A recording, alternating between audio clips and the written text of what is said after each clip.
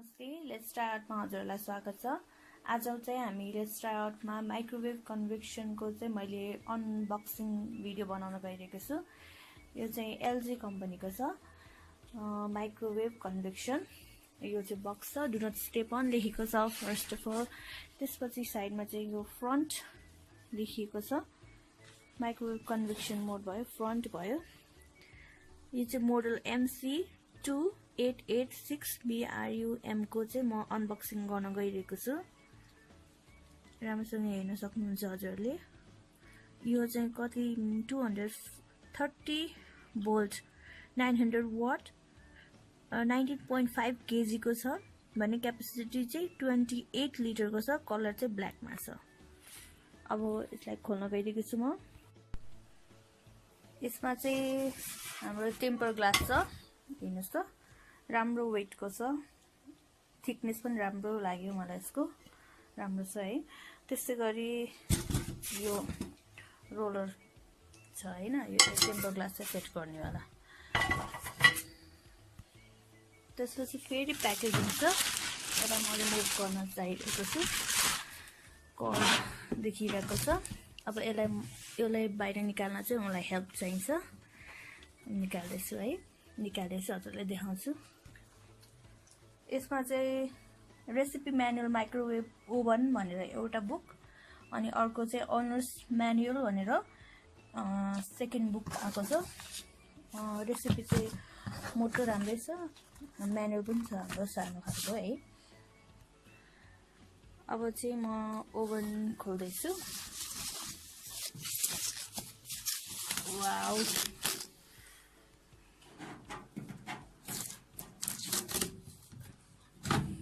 हेर्नुहोस् त, यसरी ओपन हुन्छ र यसभित्र चाहिँ के आएको रहेछ त।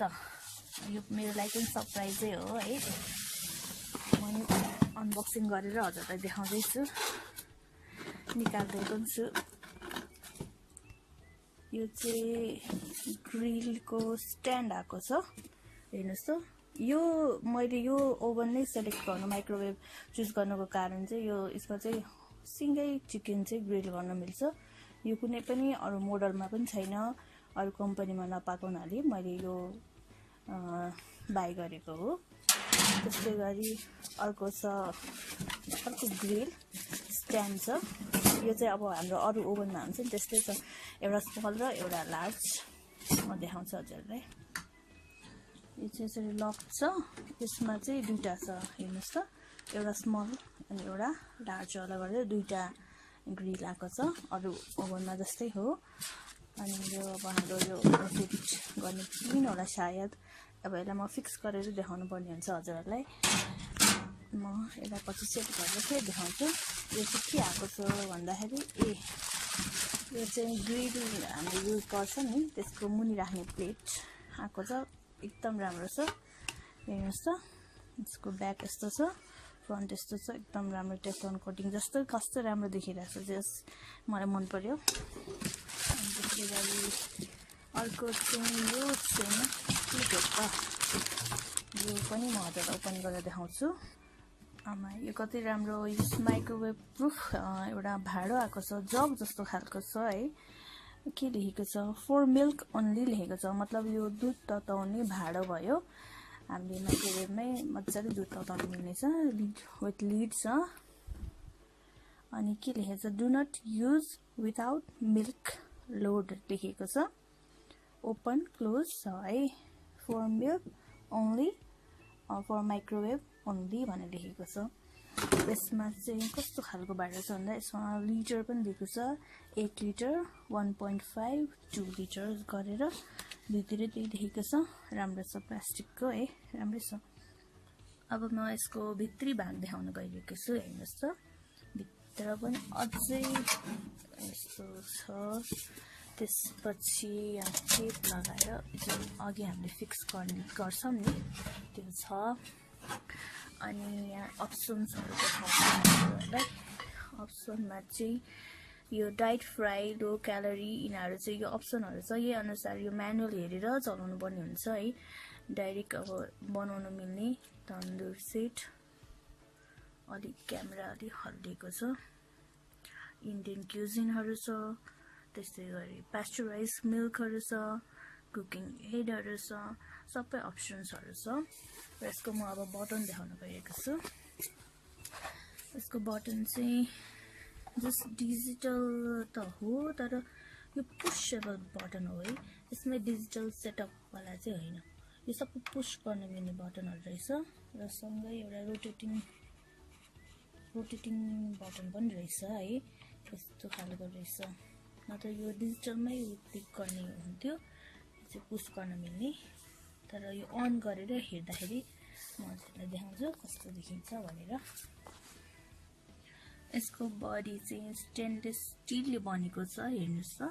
यो ग्रिल अड्काउने छ है साइडमा। यहाँ थोरै हिटिङ भयो, माथि रड भयो, अनि स्टेनलेस स्टिलले बनेको छ है। मजाको छ, राम्रो छ। को ओभरअल आउटर लुक चाहिँ यस्तो छ, हेर्नुस् त। कति राम्रो एट्र्याक्टिभ फ्लावर प्रिन्ट गरेको छ है, मरुन र ब्ल्याकको कम्बिनेसनमा छ, राम्रो छ। अन गरेर मैले देखाउँदैछु, हेर्नुस् यस्तो रहेछ है। डिजिटल नै हो सबै है। स्टप, क्लियर, स्टार्ट सबै छ। अब यता म सेटअप गर्न लगाउँदैछु दाजुको भाइलाई। यसमा रोटेटिङ त्यो सेट गर्नुभयो, त्यसपछि चाहिँ यो हाम्रो टेम्पर ग्लास सेट गर्दै हुनुहुन्छ। यो चाहिँ जस्ट घुम्नुपर्छ, हामीले यस्तो घुमाएर हेर्दा यो घुमेको हुनुपर्छ है। हेर्नुहोस् त घुमिरहेछ। यो ग्रिल पनि उहाँले सेटअप गरेर देखाउँदै हुनुहुन्छ।